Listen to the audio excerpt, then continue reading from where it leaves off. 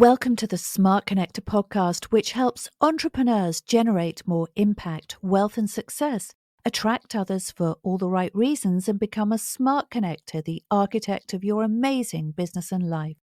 This podcast is sponsored by Virtual Non-Execs, the world's #1 peer-to-peer board advisor community, which connects thousands of investors, entrepreneurs, and advisors globally.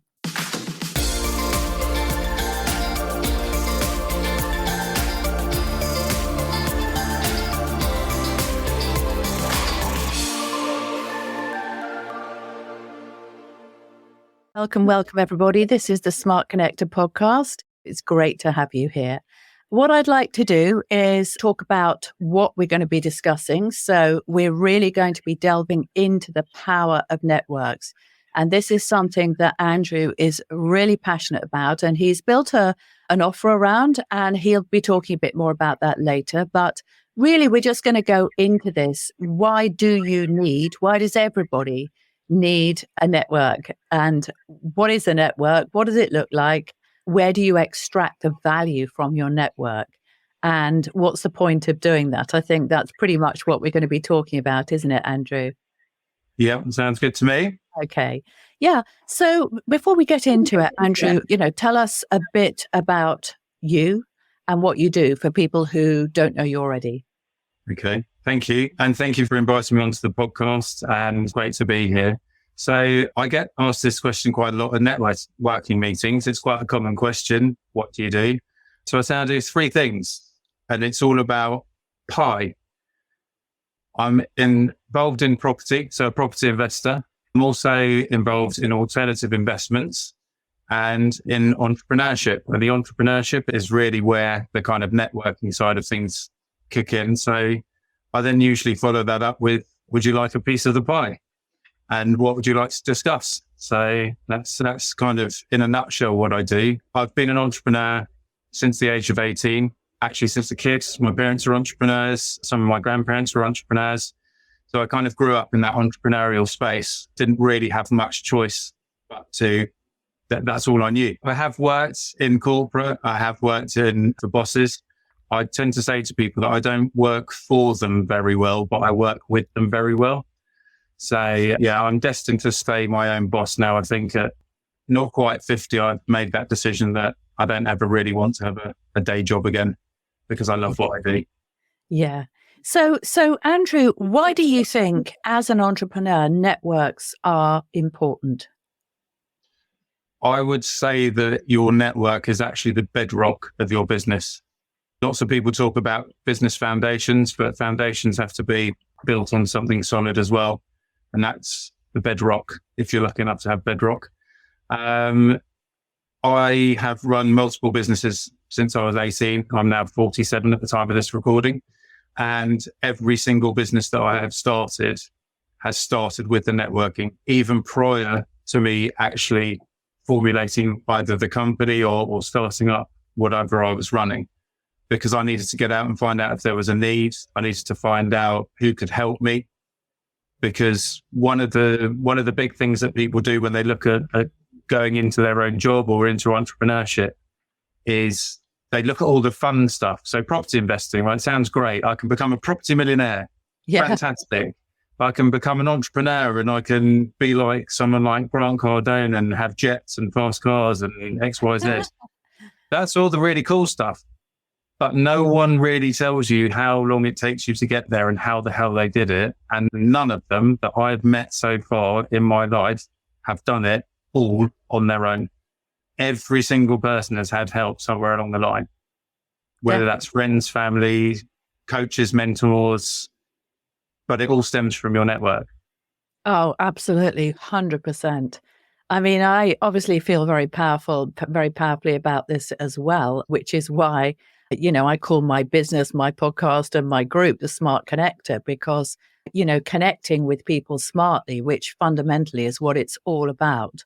It is the way forward. People are powerful, relationships are powerful, and the people that understand this best, they tend to do best. And we're going to look at the reasons why as well, aren't we, today? Yeah. Sounds good to me. Okay. So what I thought, we were talking beforehand, Andrew, and I've made a list of certain different types of capital.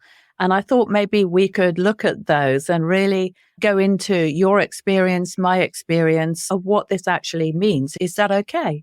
Yeah, let's dive straight in. Yeah, amazing.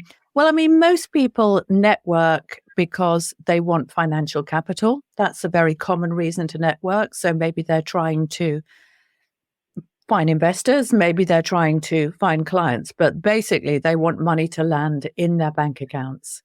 Is there any other form of financial capital, do you think, apart from that? Loads. Okay. Loads of other Let's hear financial about capital. it. Let's hear it.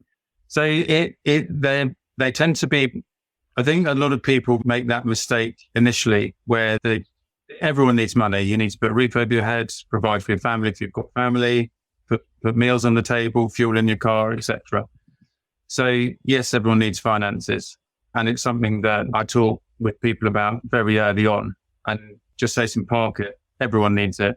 I've met multimillionaires, I've met billionaires, I've had clients that are famous, that are royalty, that have all got money. So that financial, what everyone immediately springs to, they all have different problems. The problems don't go away because they've got money, and all of them run out of money. Yeah. The wealthiest man in the world is about to use half his wealth to build an entire city. So that means he's halved his wealth in one decision. I would wager, well, my camera's doing its thing now. For anyone watching, I would wager. Wow. I would wager that one more decision and one more city will bankrupt him. So in 2 decisions, the wealthiest guy in the world could go have made a bankrupt person. Yeah. So it's the money side of things people need to pull. Everyone needs money. Everyone. All these property developers, they come, they do a development, that's great. But then they find another development, but they've got money side up in the last development. So therefore they need more money again. So, but we're predispositioned to assume that wealth means money. Now, wealth can mean health. That's actually where the word wealth originates from. It originates from health. So as entrepreneurs, some health capital is most of us are all lunatics, and we work too much or we work too long because we want to get to do the next thing or achieve the next thing. So we have to really monitor ourselves. And that includes eating, exercising, breathing, all of that. So that's just one side. Another form of wealth for me, and it's actually more important than anything else, is the connections. That's where the real wealth is. Yeah, exactly. So I think in terms of financial capital, so I know plenty of very successful property developers, for example, and I also know entrepreneurs in tech, quite a lot, who are very successful as well. And they all use other people's money, and they have a limitless supply of money. They do not run out. Not these people that I know. They never, ever run out of money because they have actually perfected the art of really finding limitless sources of money.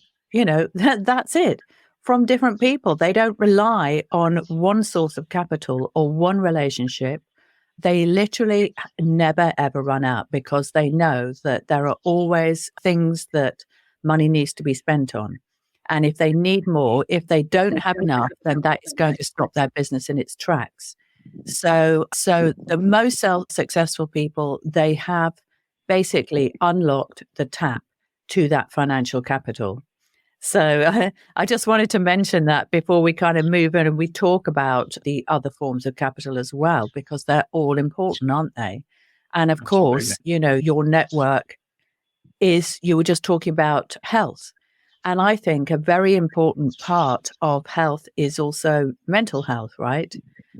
And one of the things about building an abundant network is of the right people is that I think it contributes massively to your mental health. And I'm just wondering whether we could maybe look at that before we move on to look at other forms of capital. Yeah, 100%. If you speak to anyone that's in their early stages of entrepreneurship, the 9 times out of 10, they're doing it on their own. They've come up with their idea, or they've worked for a boss. They don't like how their boss runs things. So they've gone, do you know what? I can do this better. I'll go out on my own. And that's the key here, is they go out on their own. It is extremely lonely running your own business, especially when you're a solopreneur. Mm-hmm. And again, I've done this in the past. My first business I set up on my own. A year later, I took a partner on. 6 months after that, I got rid of the partner and vowed that I would never have another business partner my entire life, because it was a complete nightmare. And for 20 years, I then ran my other businesses on my own. And I had some help with family in the background, but predominantly day to day, it was on my own. So everyone else is running off to work. I'm sat at my laptop and then out driving I drove 1 million miles in 10 years. So over 10 years, I drove a lot of mileage on my own. Yes. And when you're on your own, all of your problems are your own. Yeah. All of your struggles are your own. All of your successes are your own. Mm-hmm. You know, you land a client that you really want, or you land a deal that is a monster deal, and you're like, yeah, this is brilliant. And you look around and there's absolutely no one else in the room, or no one else in the car with you, or no one else there to celebrate with you. And it's such a shallow, empty feeling where it shouldn't be. And over time, that does affect your mental health. And back in 2019, I decided again, I'd actually got a day job where I'd driven 1 million miles in 10 years. I shrunk my hip flexors, and I got told if I drove another 1 million miles in another 10 years, I'd be in a wheelchair. Wow. And I thought, that's not for me, not yet. I don't mind having wheelchair races at 80 plus, but not before then. So I had to literally shut down that company pretty much overnight. And I was out of it 3 months later. I'd sold it up, and I still own the company, but we use that for other stuff now. So, but the point is that I was forced to make a really big life-changing decision. So I went and worked for a couple of friends of mine. One of those jobs saw me installing car park equipment all over the UK. It's really manual work. And by this stage, I was kind of, I was north of 40. And it's hard work moving those big pay machines that we all pay and put our coins in and tap to pay for our parking, pulling thousands of meters of cable a week. And it just was getting too much. And I thought, I want something more. And I also knew that it was my third property cycle that I was seeing and understanding in my life. And I thought, I need to get into property again. I'd been investing in property with family since 1999 until 2003 when we ran out of funds. Had a gap, and I thought, I've got to get back into this, but I need to get some training to fill in the blanks where I wasn't sure before. And I've learned a hell of a lot of stuff the hard way in property investing. So the training really helped me, and actually, funnily enough, really poignant for this conversation. 2018, the beast from the east attacked the West Country. Now, I've got a property down there that I rent out, and I had a water pipe explode. I had a year's supply of mains pressure water come into that bungalow in 24 hours. Oh my God. It caused £21,000 worth of damage overnight. Oh. And I was insured for it. Fortunately, I was between tenant changes, and just a complete stroke of luck that the tenant had moved out 3 days before, and I was due another tenant in the week later. And it was just their tenancy agreements that didn't, coincide with day after. But the insurance company at the time didn't want to pay out. And that's another story for another podcast. But it took me 996 days of fighting before they eventually caved in. And I had the ombudsman on my side. But the point of this story is that the ombudsman told the insurance company they had to pay out, and the insurance company still wouldn't pay out. So I had to get lawyers. But by this time, I was broke. So I had to borrow money to pay for the lawyers. But I didn't know any lawyers that specialized in this. So can you guess where I tapped into to find that? Your network? My network, exactly. One of the guys that was property training me at the time, I was in his property training, and I was sharing a lot of my business experience and my other property experience with other people that were learning in the room. And he came up and thanked me at the end of the day, saying, thanks for sharing all that extra stuff, because a lot of people they're quite nervous when they start to go property training, and maybe they don't have the same experience. And I just enjoy helping people. That little act that I did there paid forward to me making a phone call a few months later and going, do you know a lawyer that you can put me in touch with? That lawyer helped us get our money back.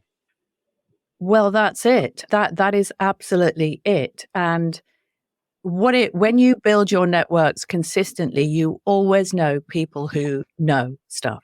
They know that the right people who know the right stuff so that you can get any form of help that you want.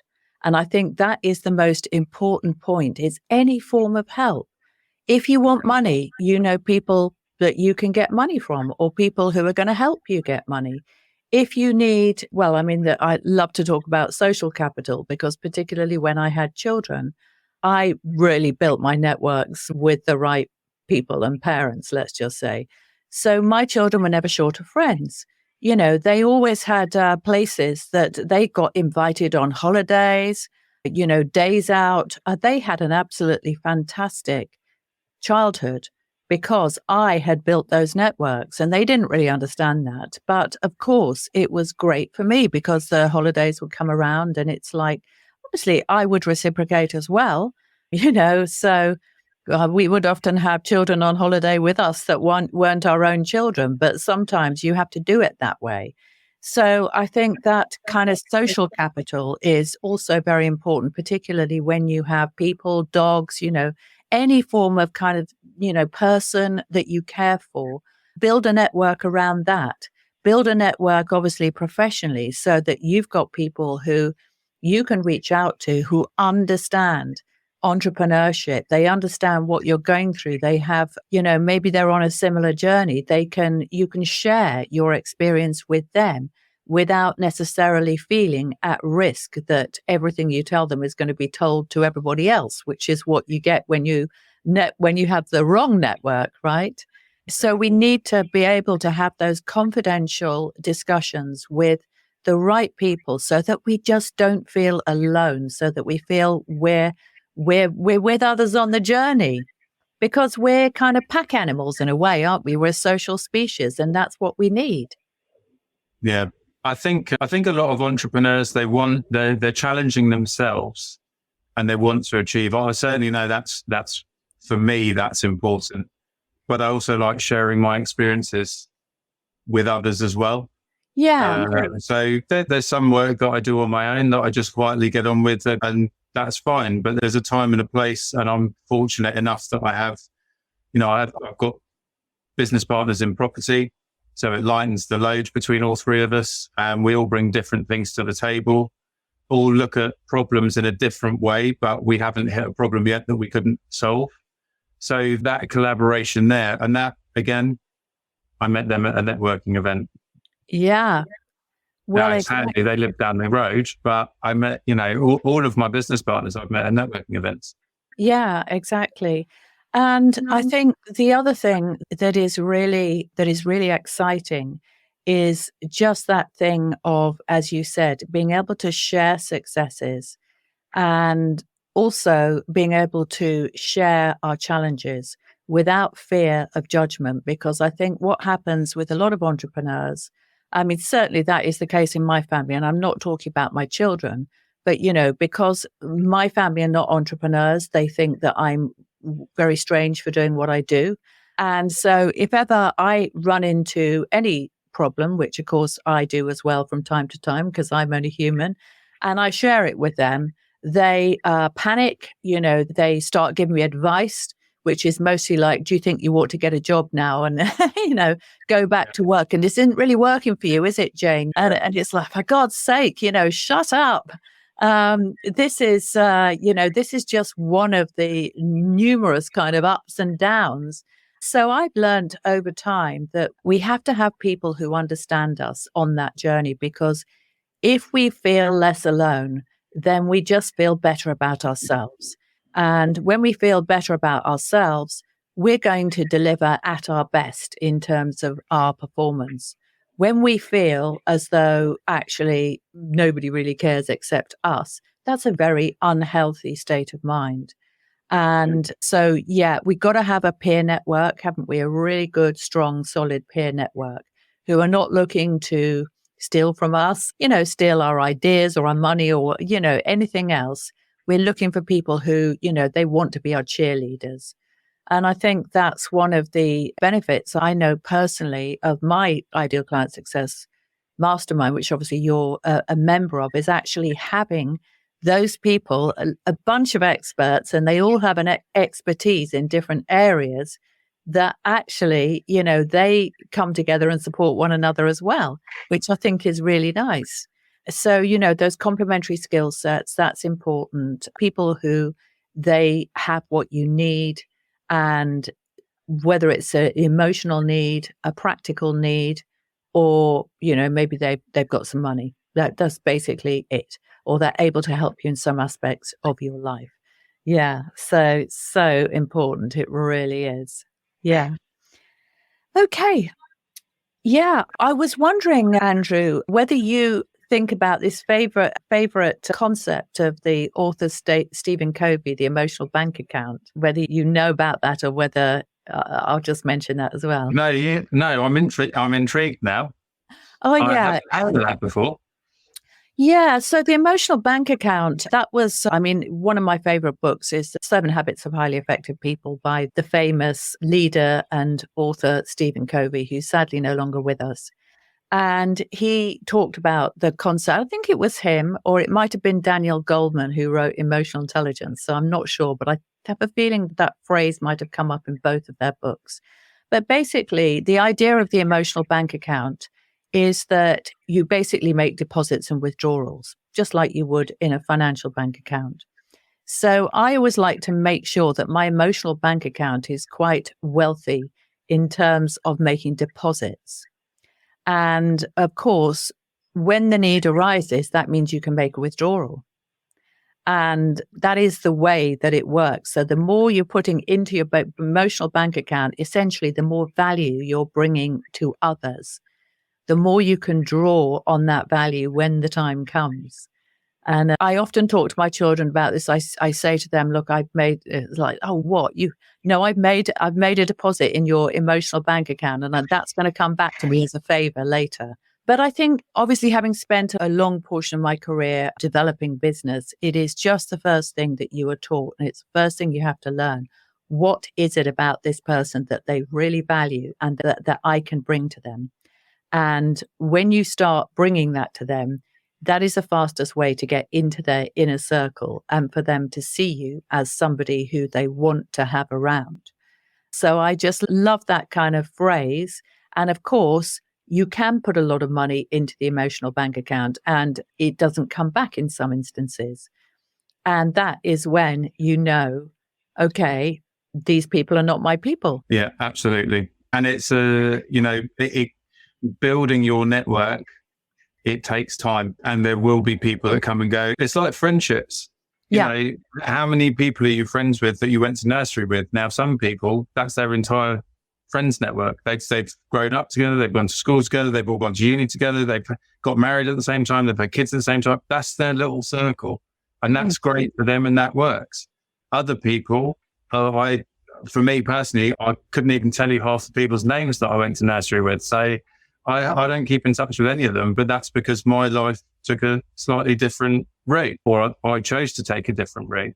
So your network is constantly evolving. It never stops moving, because you and I will have people now that are either they're, from a business point of view, maybe they're a lawyer that we use, but they're retiring next year. So what happens in 2 years' time? Because now our lawyer that we had in our networks dropped off because they're retired and they're drinking margaritas on a beach somewhere. And we're tearing our hair out going, I need a lawyer. But if you continue to build your network, then ideally you'd have more than one lawyer already. But if you don't, then when you've got your lawyer, make sure you start looking for another one. Or when you're meeting people and you find another lawyer, start building those relationships. And you basically, I used to teach skiing and snowboarding years ago. And I said to people, look, it's a step system. All you've got to do is follow the steps. And when you get to the end, you go back to the beginning and start the steps again. And the simpler you keep it, the more success you'll have. Definitely. And I taught hundreds of people to ski and snowboard. Amazing. Yeah, which was cool. Another cool entrepreneurial job that I did on the side years ago. But again, I was building out my networks there. You know, I go back to where I lived in the French Alps. And one of the things is I don't have to pay for ski hire because one of my friends runs a ski hire shop. And all the time that I lived there, I recommended people to go there. And then when I stopped living in the French Alps and I moved back to the UK, I still recommended people going out there. And in fact, I've just changed hairdressers in the town that I live in. And a month ago, I went and got my hair cut, was talking to the barber, who's a 19-year-old just out of school and done all his training. And we were just chatting.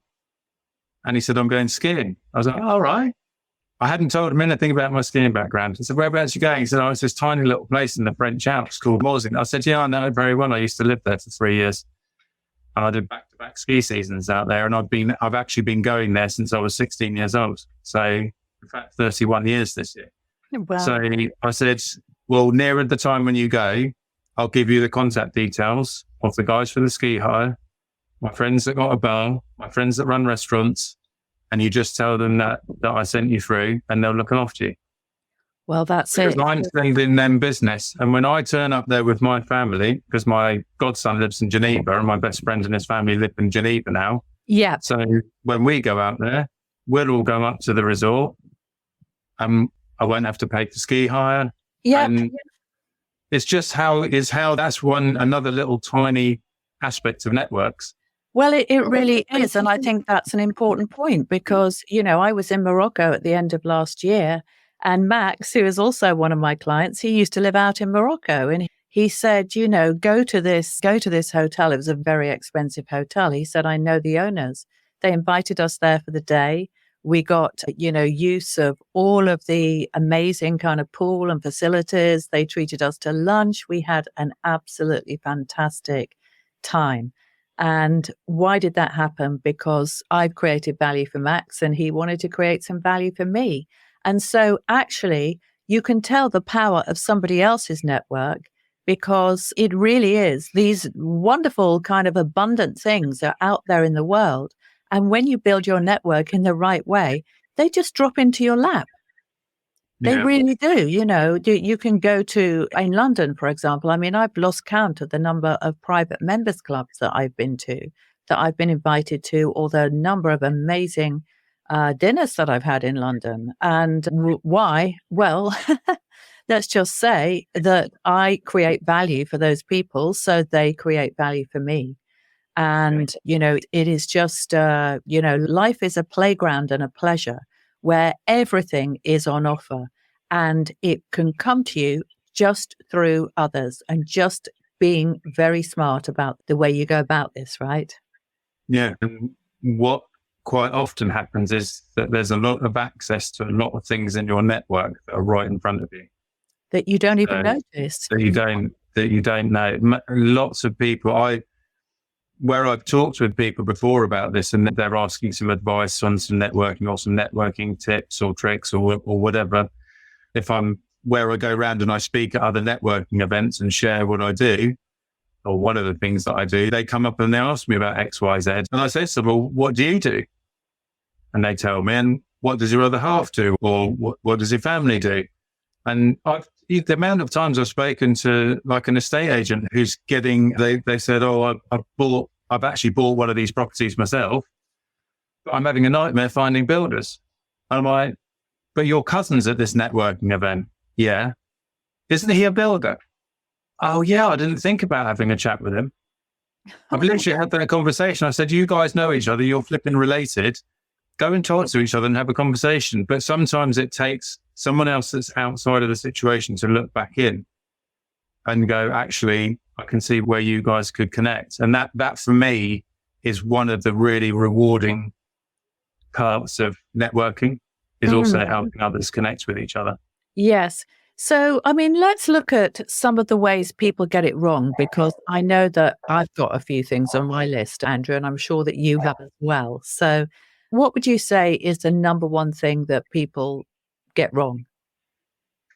When they're networking, all the networking that I experience, looking for the money. When you've been networking for long enough and you've got reasonably good people reading skills, you can read what people are thinking. So you obviously know that I co-host a monthly property networking event in London.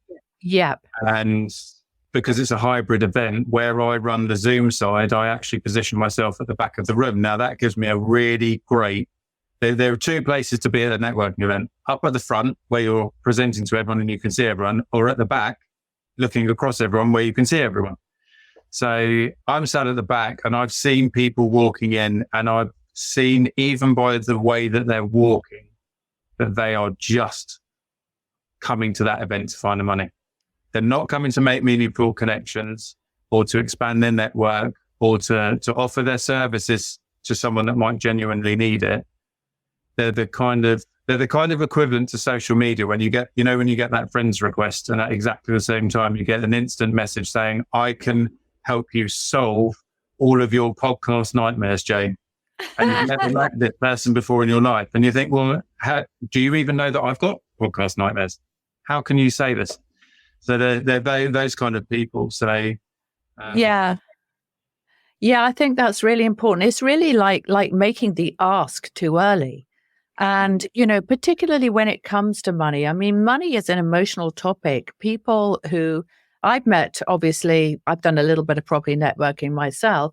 I've met people at property networks because they've got money and they want to, they want to do something meaningful with it. So where do they start? Well, I don't really know. I'll go and find out a bit more about what this is all about and who these people are that, what different opportunities there are, right? So they are there.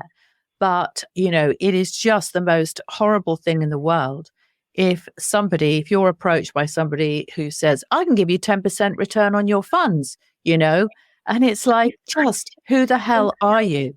Who the hell are you? And I think that is, that in so many examples of just people getting it completely wrong, approaching people in the wrong way, or even, people making referrals. I've had this to me, that they think that they are making referrals and then they just refer you to completely the wrong person because they haven't taken the time to really get to know you and understand who you're all about, what you're actually looking for.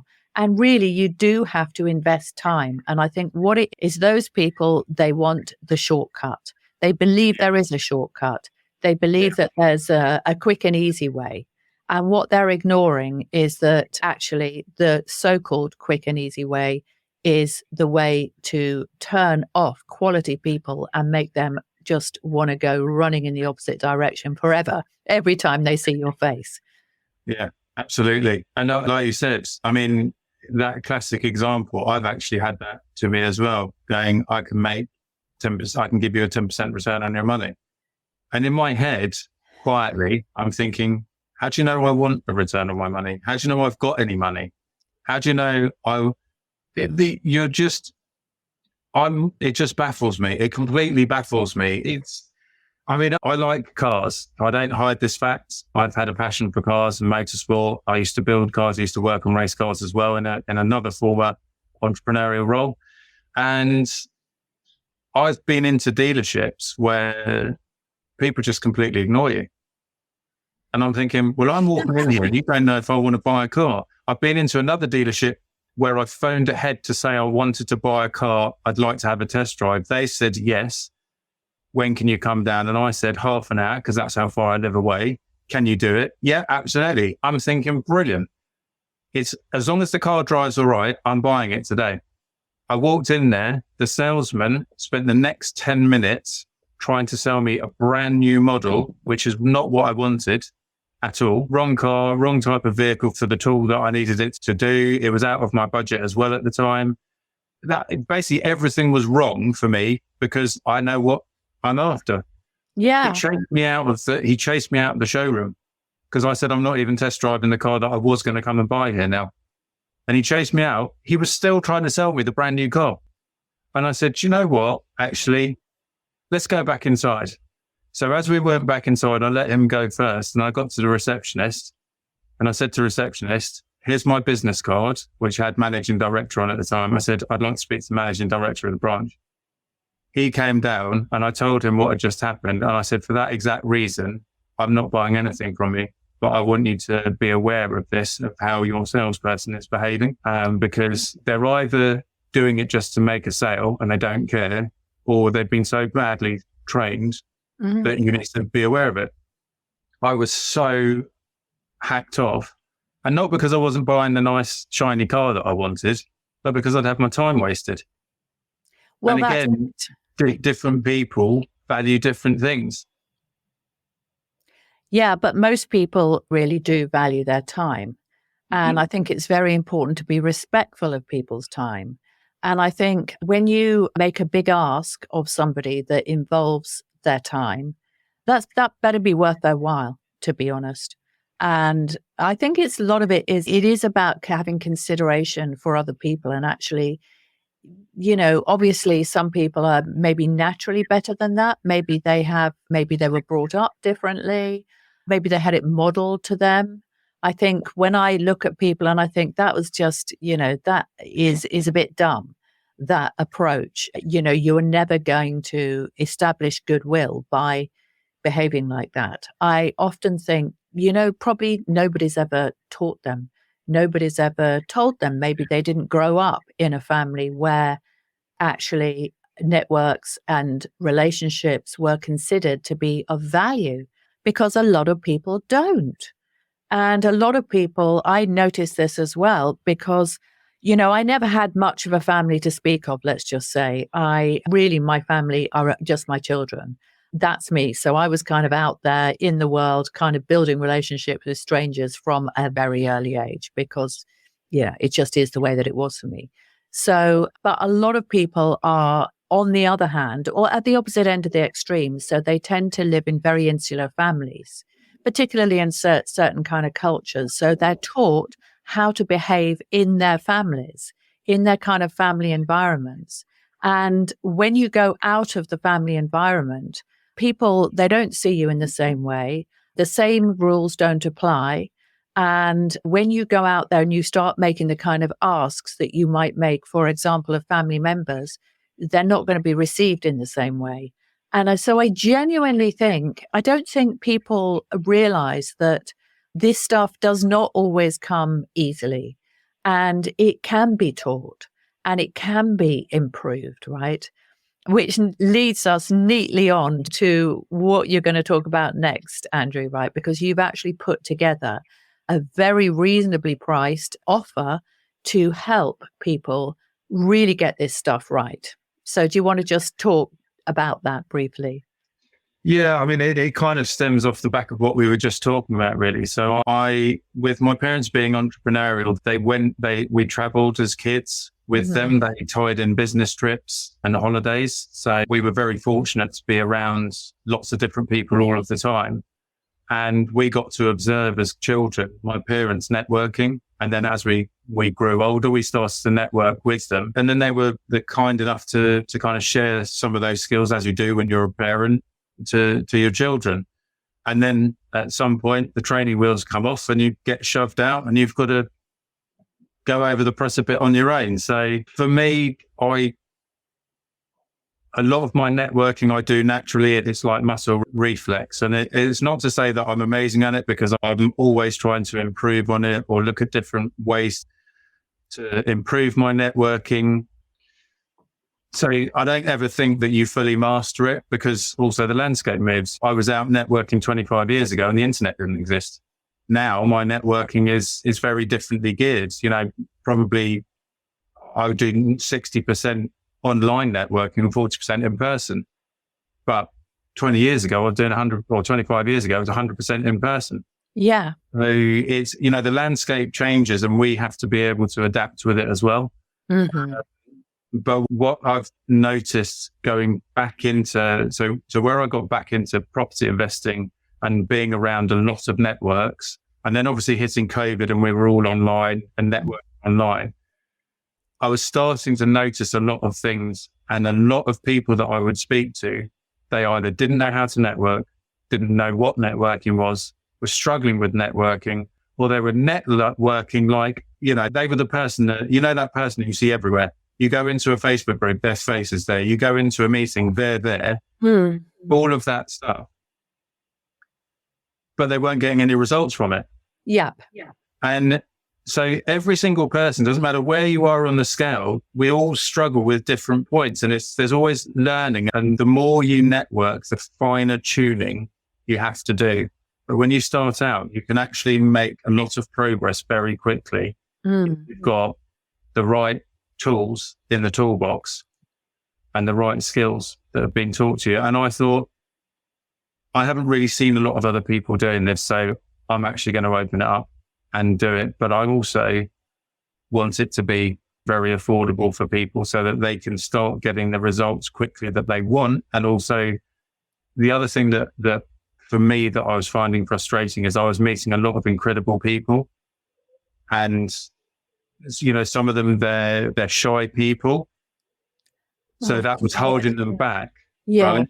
I know, because I've taken the time to speak to them, that they're brilliant at what they do, but no one else is going to notice them because they're the quiet mouse in the corner of the room, or the person that's looking in their phone, or sitting furthest away from everyone. And so those type of people, it's about getting them out of their shell. And there's all kinds of other things that I teach actually on the training to use as tools to be able to help people in every different way. There are also people that talk too much.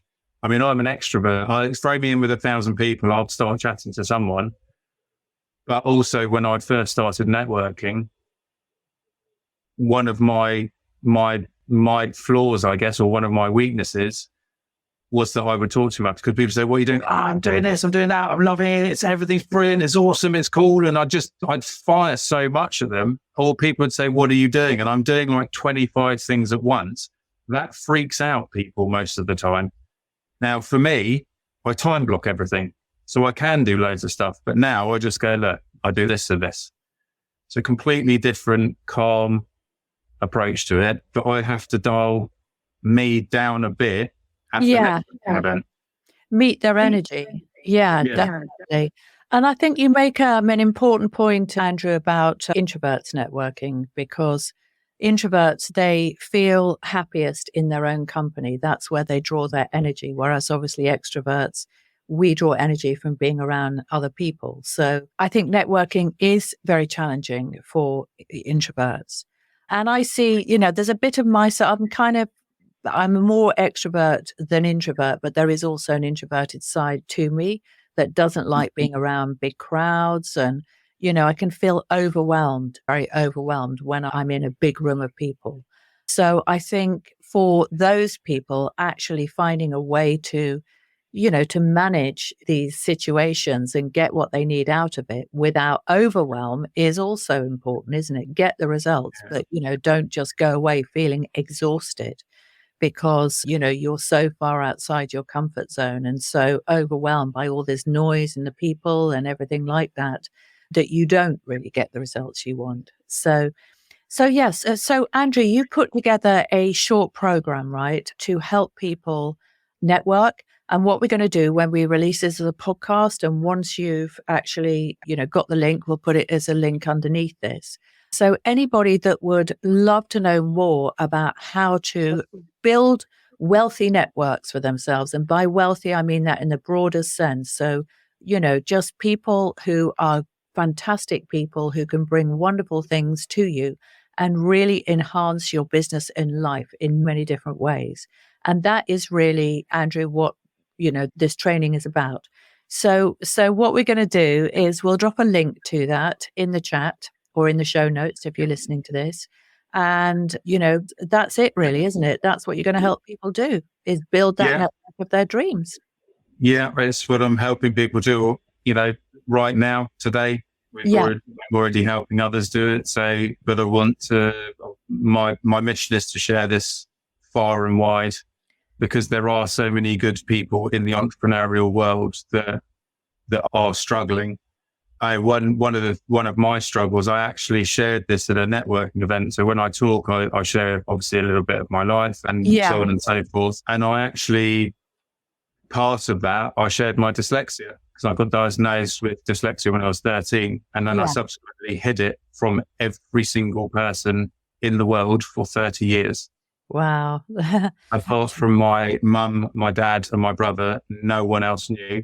And my partner now, Kathy, she knew when I got together with her, because I knew that I was with the right person. So I told her. None of my exes ever knew. I never told them. And I hid that and kept that struggle in my head for 30 years.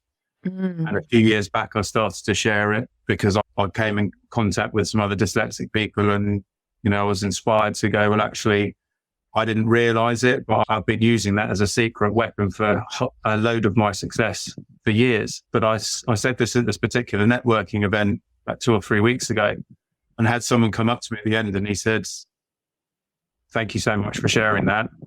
And I'm now helping him with his networking. That's amazing. So, Amazing. Yeah. Well, thank you so much for that, Andrew. It's been such an interesting conversation on obviously one of my favorite topics, which is really the power of relationship and the power of people to lift you higher in business as well as life. So there's no doubt about it. Your network is your net worth. Obviously, you've probably heard that phrase. So if you want to build your network and increase your net worth, Andrew is your guy. And, do dive into his link, take a look at the video that he's created and join his little mini course in order to make your networking efforts really work for you. So thank you so much, Andrew. It's been such a pleasure. Really have enjoyed talking to you this afternoon. Yeah, it's been fantastic. Thank you very much. Really enjoyed being on the podcast. See you again soon. Thanks, Jane.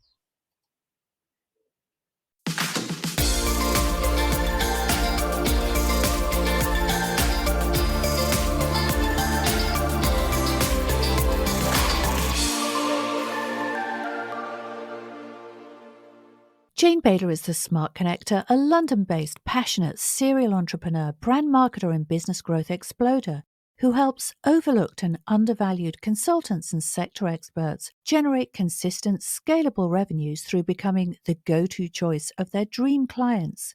If you've enjoyed this episode, we'd really appreciate you liking, rating, and reviewing the podcast on the platform you've heard it on. And check out the links in the show notes if you'd like to connect with Jane or any of her guests in person. Thank you for listening and come back soon.